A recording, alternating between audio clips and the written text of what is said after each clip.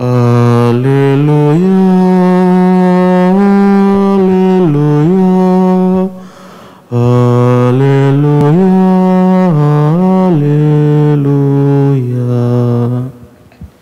Haleluya, haleluya, haleluya, haleluya. Kalian kusebut sahabat-sahabat, sebab kepada kalian kusampaikan apa saja yang kudengar dari Bapa. Haleluya, haleluya, haleluya, haleluya. Tuhan bersamamu dan bersama rohmu. Inilah Injil suci menurut Markus. Dimuliakanlah Tuhan. Pada suatu ketika Yesus memanggil orang banyak dan murid-muridnya dan berkata kepada mereka, "Setiap orang yang mau mengikuti aku harus menyangkal diri, memikul salibnya, dan mengikut aku. Karena barang siapa mau menyelamatkan nyawanya, ia akan kehilangan nyawanya. Tetapi barang siapa kehilangan nyawanya karena aku dan karena Injil, ia akan menyelamatkan nyawanya. Apa gunanya seseorang memperoleh seluruh dunia, tetapi kehilangan nyawanya? Karena apakah yang dapat diberikannya sebagai ganti nyawanya? Kalau seseorang malu karena aku dan karena perkataanku di tengah-tengah angkatan yang tidak setia dan berdosa ini, maka Anak Manusia pun akan malu karena orang itu apabila ia datang kelak dalam kemuliaan Bapanya diiringi malaikat-malaikat kudus.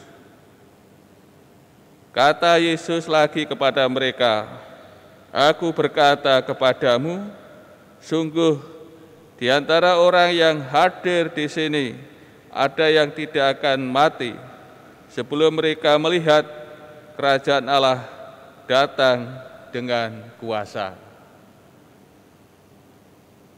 Demikianlah sabda Tuhan. Terpujilah Kristus.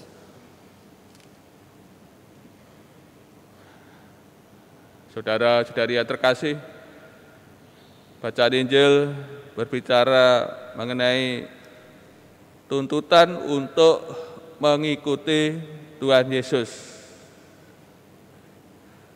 Tentu tuntutan ini harus dipenuhi oleh siapa saja yang mau mengikuti Dia.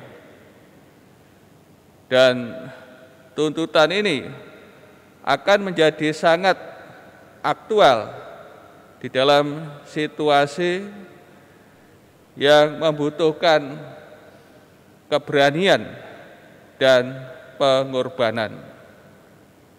Maka sebagaimana disabdakan oleh Tuhan Yesus, ya, siapa saja yang mau mengikuti Dia harus menyangkal diri, memikul salibnya, dan mengikuti Dia. Saudara-saudari terkasih, maka dari tuntutan yang disampaikan Tuhan Yesus bagi kita para murid-Nya, hal ini merupakan kelanjutan dari sabda kemarin. Mesias yang menderita tentu menjadi model bagi kita para murid-Nya. penderitaan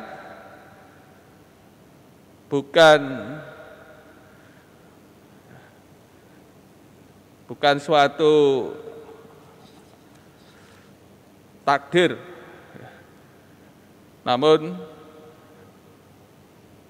menjadi bagian dari jati diri kita sebagai pengikut Kristus.